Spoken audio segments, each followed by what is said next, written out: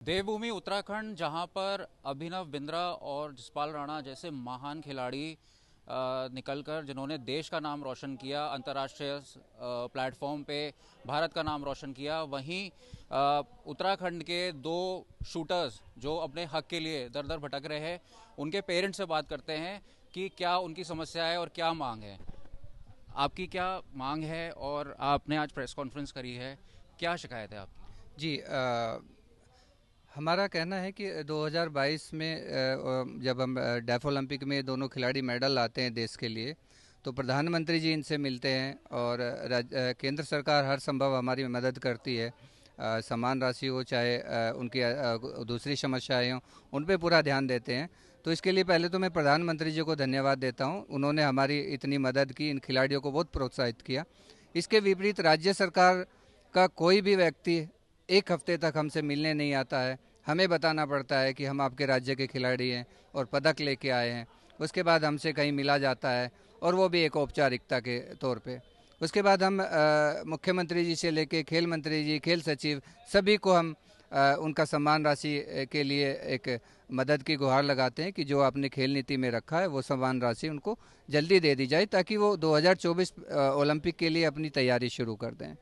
तो अभिनव देशवाल और शौर्य सैनी के लिए आप मांग उठा रहे हैं। आप शौर्य सैनी के फादर हैं। अ, खेल नीति क्या कहती है, और दोनों खिलाड़ियों के बारे में हमें बताइए कि अब तक की क्या उपलब्धि रही है उनकी। जी, दोनों खिलाड़ी लगभग 4 साल से शूटिंग के क्षेत्र में हैं। अभिनव देशवाल 10 मीटर एयर पिस्टल में खेलते हैं। वर्तमान में वो जो सामान्य टीम है, दिव्यांग खिलाड़ी होते हुए सामान्य टीम इंडिया का हिस्सा हैं, जो कि कल से कैंप में जा रहे हैं।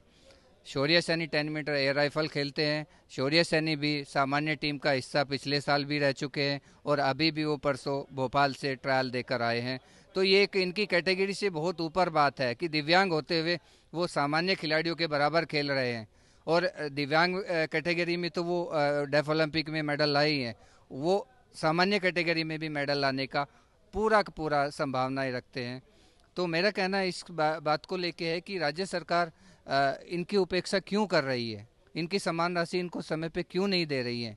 अगर हम पूछते हैं किसी अधिकारी से, हमने खेल निदेशक से कल बात की, उन्होंने भी हमें गोलमोल जवाब दिया कि जियो नहीं हुआ है। आखिर जियो करेगा कौन? सरकार ही करेगी ना। क्या दिक्कत है सरकार को जियो करने में? ऐसी कौन सी समस्या आ रही है? और अगर जियो आप इतना समय लगा रहे हैं, तो खिलाड़ी खेलेंगे कैसे? मेरा सवाल इन दोनों के लिए नहीं, आने वाले उस सभी खिलाड़ियों के लिए लड़ने का है, उनके हक के लिए, ताकि उनको इस तरह की परेशानी आगे ना उठानी पड़े, उनका हक उन्हें मिले।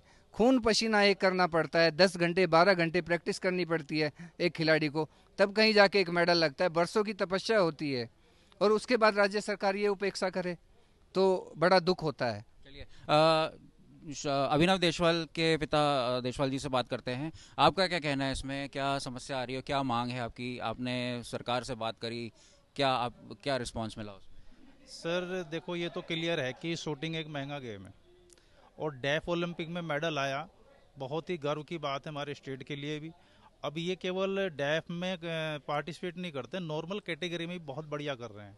अगर हम ट्रायल 5 और 6 की बात करें जो भी दिल्ली में हुई है, तो अभिनव देशवाल की यूथ में फर्स्ट रैंक है नॉर्मल कैटेगरी में, और फिलहाल ये इंडियन टीम का हिस्सा भी है। कल ये कैंप में जा रहा है और मेडल लाने का दावा करता है। इसका जुनून देखना वाकई काबिल तारीफ है। 10-10 12-12 घंटे की प्रैक्टिस। अब देखो, अगर मैं सुनने में प्रॉब्लम है, मुझे इसके साथ रहना पड़ता है, तो मेरे जो काम थे कोचिंग वगैरह के, वो कहीं ना कहीं डिस्टर्ब हो चुके हैं। अगर मैं सरकार के यहाँ दफ्तरों में चक्कर काटता रहूँगा तो इस पर कैसे ध्यान दूंगा और फिर अपना काम कैसे करूँगा? तो फाइनेंशियल प्रॉब्लम जो है उभर के सामने आ रही है। तो जो ये प्रैक्टिस करते हैं, अभिनव देशवाल, शौर्य सैनी दोनों प्रैक्टिस करते हैं, तो इसमें कितना खर्चा आता है? कितना इसमें आपको जो खर्चा उठाना पड़ता है, कितना सरकार देती है? इसमें कुछ बताएंगे आप? सर, जहाँ तक सरकार स्टेट गवर्नमेंट की बात है, तो वो तो अब तक का रोल जीरो है। और जहाँ तक खर्चे की हम बात करें, बाहर ट्रायल भी होते हैं, मैचेस भी खेले जाते हैं, तो 40 से 50 हज़ार रुपये महीना खर्चा तो एक नॉर्मल सी बात है। वेपन भी महंगे हैं, शॉट्स वगैरह भी, जो पायलट वगैरह होते हैं, छर्रे जो चलाते हैं, वो भी कॉस्टली पड़ते हैं। इसके साथ और भी बहुत सारे एक्सपेंसेस होते हैं, कोच की फ़ीस है, और उसके बाद और आने जाने का जो है रेंट है, तो बहुत सारी चीज़ें, होटल में भी स्टे करना पड़ता है, एक एक हफ्ता स्टे करना पड़ता है, तो इस तरह से काफ़ी कॉस्टली हो जाता है। जब मोदी जी से मिले थे दोनों खिलाड़ी तो क्या कहा था उन्होंने? मोदी जी की तरफ से तो मैं जितनी तारीफ मोदी जी करें कम है। मोदी जी ने तो बहुत मोटिवेट किया बच्चों को। 15 दिन के अंदर जो इनका कैश अवार्ड था वो भी इनके अकाउंट में ट्रांसफ़र कर दिया, तो वो तो काबिल तारीफ है। ठीक है। तो ये थे हमारे साथ शौर्य सैनी और अभिनव देशवाल, जिन्होंने डेफ ओलंपिक्स में गोल्ड मेडल और ब्रॉन्ज मेडल जीता था। केंद्र सरकार की तरफ से उनको सम्मान मिला था, प्रधानमंत्री मोदी ने उनका हौसला अफजाई करी थी, लेकिन राज्य सरकार से जो सम्मान निधि और जो खेल नीति के हिसाब से इनको प्रोत्साहन मिलना चाहिए वो अभी तक नहीं मिला है, जिसके लिए दोनों के पिता मांग उठा रहे हैं। और कई अधिकारियों और खेल मंत्री से मिलने के बाद भी उनको सिर्फ आश्वासन मिला है, इसमें आगे की कोई कार्रवाई नहीं की गई है।